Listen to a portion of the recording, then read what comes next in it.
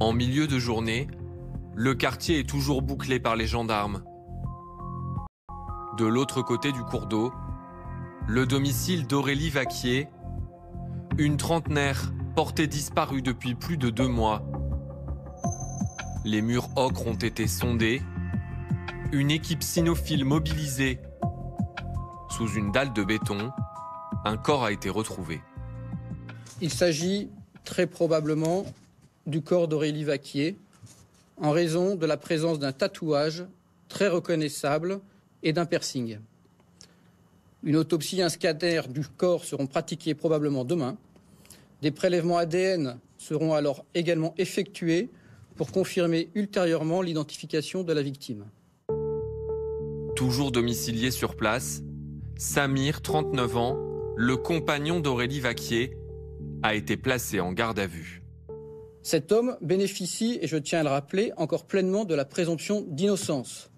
D'autant que les auditions en garde à vue ne font que commencer, et donc je n'en dirai absolument rien, et que de nombreuses investigations doivent être encore effectuées.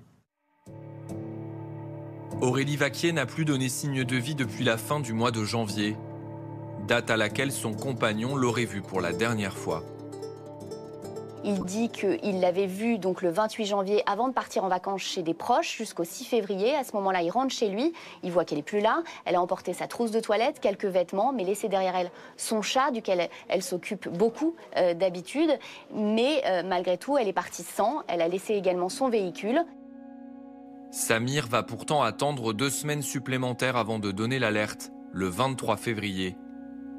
Ce délai, il le justifie auprès de nos confrères du journal Midi Libre.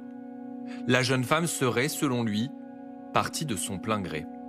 Le 28 janvier, elle m'a laissé un message. Elle m'a dit qu'elle en avait marre, qu'elle voulait partir écrire un livre.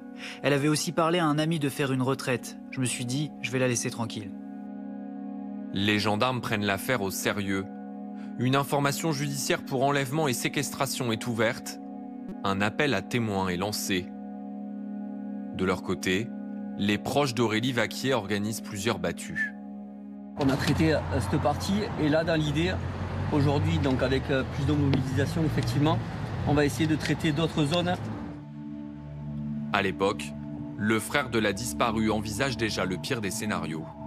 On sait très bien que les battues, c'est pas forcément ce qui nous envie, parce que forcément, c'est rechercher automatiquement une victime qui fait plus partie de ce monde.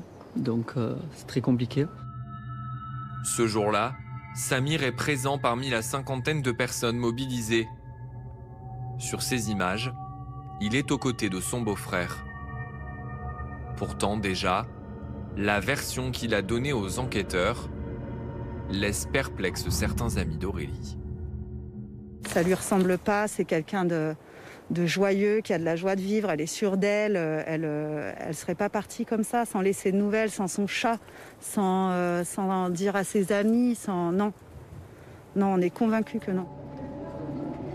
2 semaines plus tard, le mystère reste entier.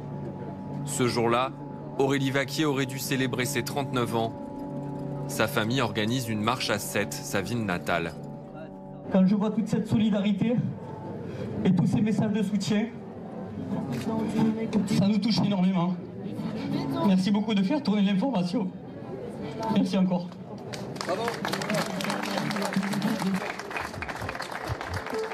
Dans sa déclaration ce mercredi, le procureur de la République de Béziers l'a assuré.